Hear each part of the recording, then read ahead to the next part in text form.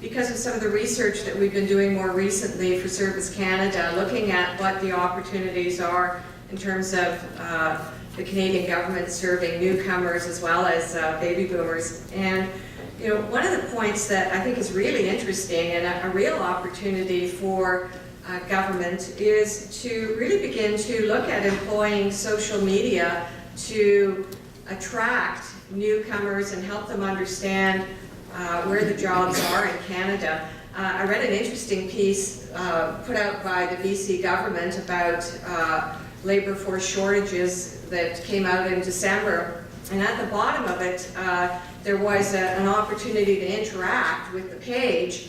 And there was somebody from the UK saying, I read this report, but I have to admit I'm having trouble understanding where I find the jobs. And so, you know, it sort of speaks to the point where some of our speakers have talked about the fact that information is often presented not necessarily for the everyday consumer who's trying to weave their way through the system. And luckily, somebody from the BC government had responded and given some further direction. But, you know, we also saw some very interesting work that's being done within the federal government in terms of a Facebook page. I believe it's called Working in Canada. That's quite, I guess, experimental, but also quite effective in terms of engaging newcomers and presumably more youth in the language and the way that youth is speaking these days. And so I suggest that we probably need to invest a whole lot more in investigating new ways of communicating with newcomers, as well as obviously with baby boomers. I think those people who have looked at the paper in the past few days have been seeing that baby boomers are the fastest growing group of users of social media, and that they're of course gravitating towards it because they're trying to communicate with their kids, trying to understand their kids, trying to find out where their kids may be in terms of some of their social activities, as well as connecting with grandchildren and with old classmates back in high school, and sort of reconnecting with social networks that perhaps they had given up as they were raising their families. So we're seeing a real interest in people using social media and using video. So there's a real opportunity for government to become a little bit more adaptable to those areas. And certainly we know from our research with newcomers is that they're highly technologically adept. So this is a group that is not necessarily coming in with fewer skills around technology, and in fact they're using social media extensively in their home country. We're also seeing some really good results in terms of newcomers who are linking with employers, in particular in the oil and gas business. So those are just some things that I wanted to mention. And I think some of the other speakers have talked about the fact that women are an increasing part of the labor force, and there are some targeted initiatives that have been implemented by some groups. There's a group called We Connect Canada that is a not-for-profit group that is supporting women-owned businesses. And of course we know that small business is the engine of Canada. And this group is being supported by federally regulated organizations in terms of purchasing and helping them link into import markets. So I think it's a big group where there's a huge opportunity. We also know that there's some groups that have been doing a really good job in implementing social media and social innovation to try and change people's thinking about the way business should be done. For instance, we've been seeing a lot of ads recently from Canadian Federation of Independent Business targeting messaging to consumers, telling them not to use credit cards with small business because small business loses out. So there's lots of opportunities for us to be using that same kind of messaging around older workers. One of the things that I heard a couple of weeks ago, talking to a professor from Trent University who manages the innovation cluster in the Peterborough area, saying that we will not have the kind of breakthroughs that we want for our economy until we begin to change some of the social structures that we have and the productivity. And he made a direct link between making sure that we have job opportunities and we break down some of the basically prejudices that we have about continuing to employ older workers, and some of the ways that we actually even represent the way we look at information. Even interestingly, it was kind of interesting that Rick used that slide of the dependency ratios, and it's a real way that people over the age of 65 who are continuing to contribute, and lots of them are interested in continuing to contribute, are seen as a stone around the foot of a younger person. And I think that we need to change some of the language that we use around some of the ways that we look at information. So there's lots of opportunities in different parts of our culture to begin to look at this issue. We also need to begin to look at ways that we can link in some of the highly skilled and talented resources that we have with older workers in terms of helping younger workers get a leg up in terms of getting the mentoring that they need and that kind of knowledge transfer, because it sounds like the systems that we have really aren't very solid in organizations to help bring people in.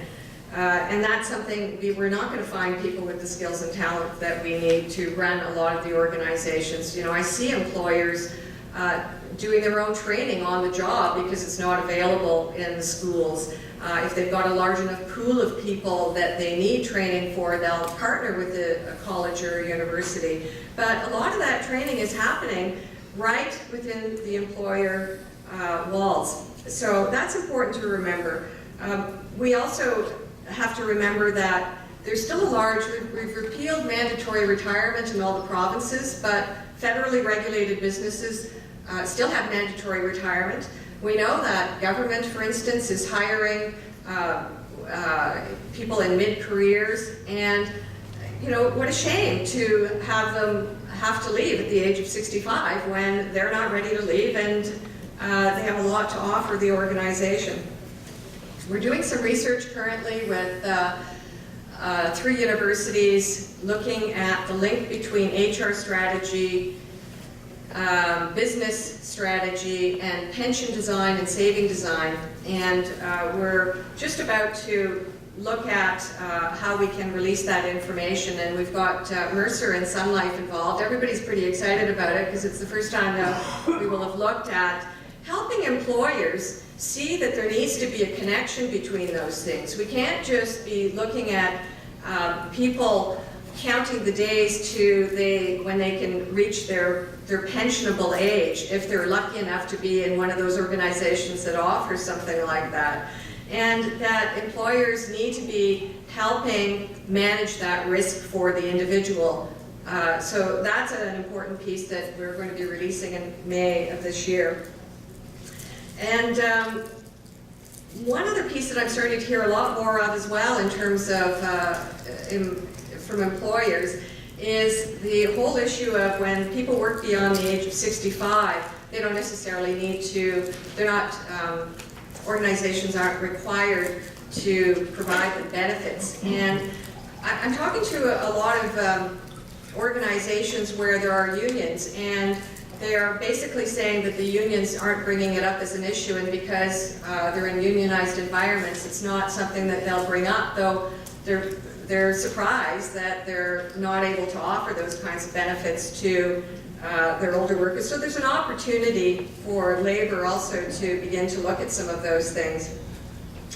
I'm going to focus just a little bit on some of the internal practices with employers.